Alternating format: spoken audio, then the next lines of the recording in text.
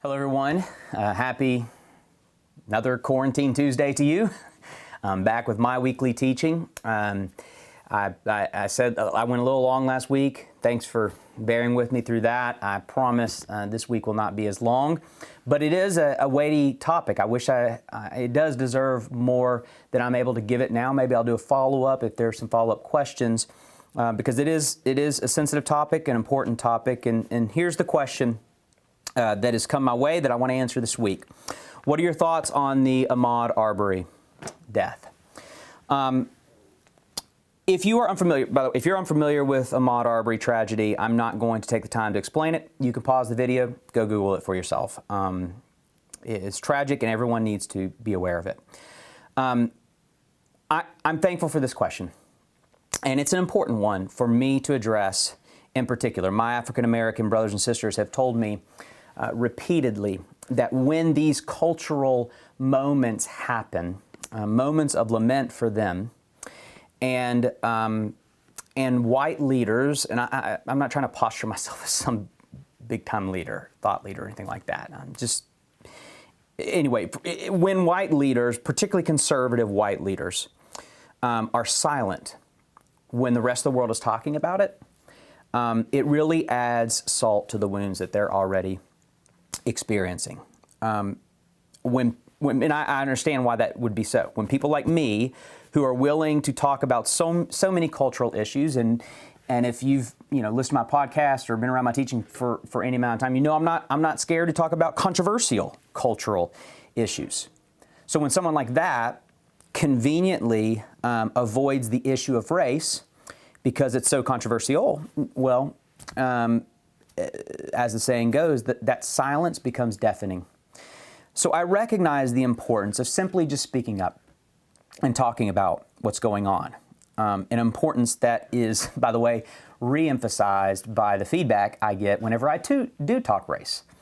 The reason why I know race is still a big issue for our culture is that every time I talk about it, some people, not all, not most, but some people who normally love me and my teaching all of a sudden have a big problem with me and my teaching, which shows me that this is still a big issue for us.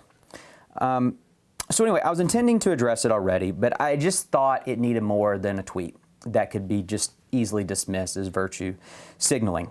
This demands more, particularly, again, from someone like me. It's one thing for people of color to talk about race. It's one thing for progressives to talk about race. But for a white pastor of a conservative church and ordained in a predominantly Southern denomination with, yes, an ugly history of racism and segregation, I think it's uniquely important for people like me to talk about this. So here's what I think I can help. This is how I think I can help the discussion. As one who has lived most of his life in a predominantly white, Southern-ish, mostly affluent world, I think I do have my finger on the pulse of what my world is missing in all of this. It seems to me that those who think we've moved past racism and that racism is just not the big deal that we're making it out to be, are hung up on the fact that we no longer see the more overt forms of racism that perhaps they grew up with in the past. We've gotten past slavery, Jim Crow laws, lynchings, and so forth. And I hear this from folks where they say, this is what real racism looks like. You people have no idea what racism truly is. This was real racism. We've moved past it. I'm not a racist. I have black friends. I don't use the N-word. I'm not a racist. This is the common response I get. And so what I think I can add to the discussion is to help my conservative friends in particular appreciate the issue of race and racism that goes beyond Jim Crow laws and remains to this day. And this is what Ahmaud Arbery's tragedy is revealing. Do I think his killers saw a black man and said to themselves, I hate black people, let's kill this man? No, I do not believe that's what happened. But that's not the point. What I want to help you understand and appreciate is the significance of a word that you've heard many times, a word that you may not like at all, but it's important for you to understand. It's the word systemic. You've heard the term systemic racism, systemic poverty, systemic injustice, but what does systemic actually mean? The word implies that every culture is subject to powerful and elaborate structures that socially condition members of the culture to think and behave a certain way. That's the long answer. Short answer is really simple. Systemic means we are influenced by cultural systems that we unwittingly don't recognize but are influenced by. Now, if you're a conservative, then chances are you probably will dismiss all this systemic talk as liberal nonsense. But I would argue that conservatives absolutely acknowledge systemic influences, actually definitely believe in systemic evils, whether they know it or not, whether they use the language or not. For example, what is meant by the term fake news? The claim is that the mainstream media is driven by a liberal agenda that determines both the news that we consume and the way in which it's shared. In other words, America's mainstream news is systemically shaped by progressive ideology. So when someone cries fake news, they are declaring a systemic injustice, a system that is off, that isn't telling the truth. Likewise, conservatives think the same about America's public education and Hollywood entertainment. So, for instance, how is it possible that an issue like transgenderism went from completely implausible to aggressively normalized in the span of one generation?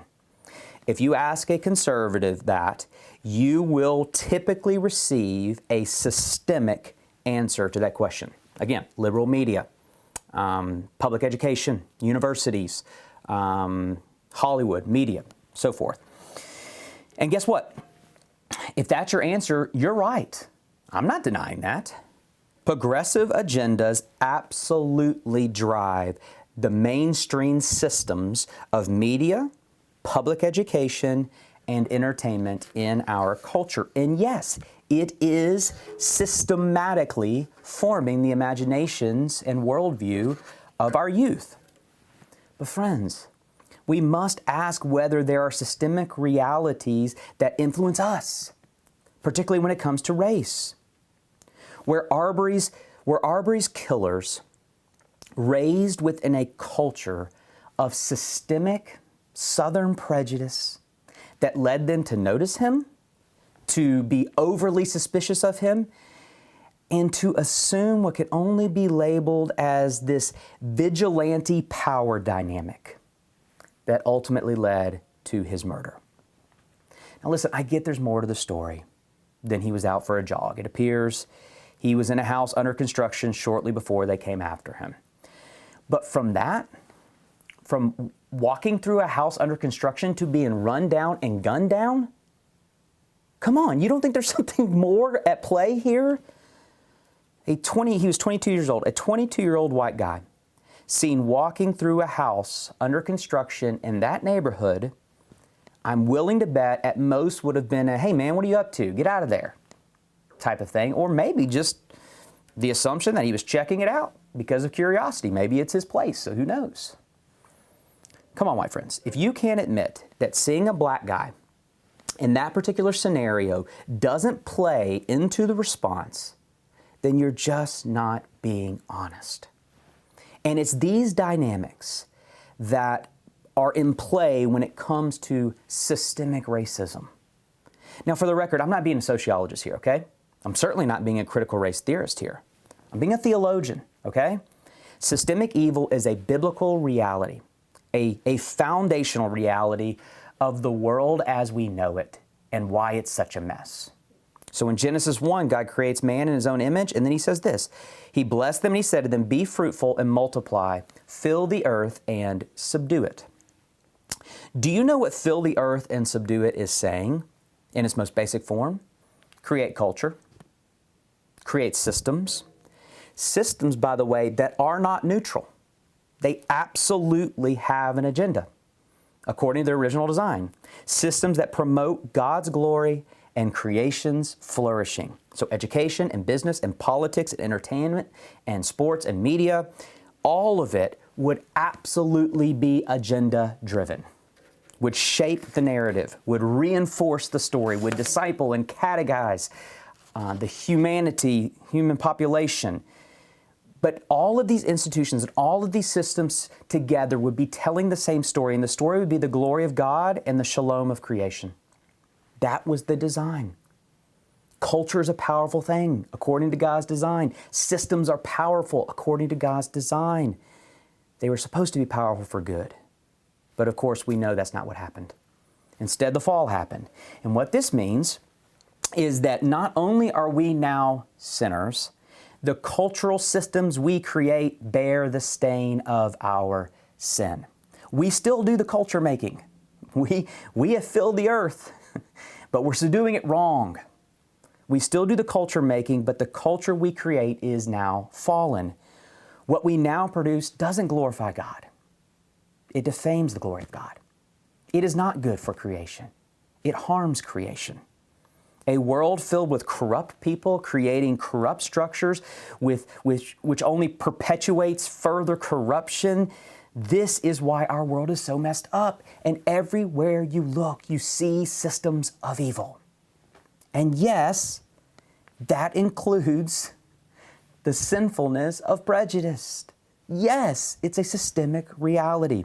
Why can I jog through an affluent neighborhood? And again, I know there's more to the story. Please don't further dishonor this man's death by saying, well, he was in a house under construction, or whether he had this criminal record.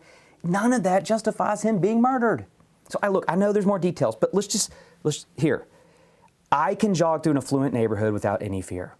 But my black friends tell me that if they were to jog through some neighborhoods, they must be on high alert, very cautious. Why is that? The same reason I grew up with toys and superheroes and even a Jesus that looks just like me. The same reason that my partying phase in high school carried a boys will be boys label and not a thug label. The same reason that when I write and I speak, people are never amazed that someone who looks like me could be so articulate. Instead, they just listen and consider my words.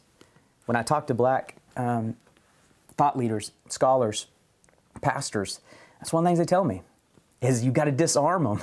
You got to dress a certain way so that they can get past the fact that it's a black guy preaching, teaching, and can actually listen to the words. The same reason that tragedies that impact my culture, such as Pearl Harbor and 9/11, are remembered with a never forget mentality, while slavery and Jim Crow are suppressed with a it's time to move on, patronizing attitude. The same reason I get to know the history and traditions of other cultures as kind of a fun experience in this world. It's fun to go and visit other cultures and experience them. But other cultures get to know my history and my traditions as a way to survive in this world. The same reason that I train my boys to mind their manners in the name of virtue, not survival. Every black friend I know tells me a part of their parenting is teaching their children, especially their sons, and I have 4 sons, especially their sons, how to behave properly in a store, for example. Not just because they want their children to be polite, but to avoid suspicion. Not one time has that thought crossed my mind as a parent of 4 all-American white boys dressed in polos. Our public inconvenience is people stopping us to pour adoration on our children, not looking at them with suspicion. Look, it is what it is. American culture is just easier for me. The system is set up with me in mind. Of course, American society is free. Of course, any American can succeed, no matter their skin color. This is all true, and what makes America such a wonderful, wonderful society that I love. It is a free, merit-based society, not a race-based, class-based society. So hear me clear, friends. I renounce critical race theory, intersectionality, and any other Marxist theory out there. But I can disagree with those theories while also humbly admitting that within the free and fair system, I start with a fundamental advantage.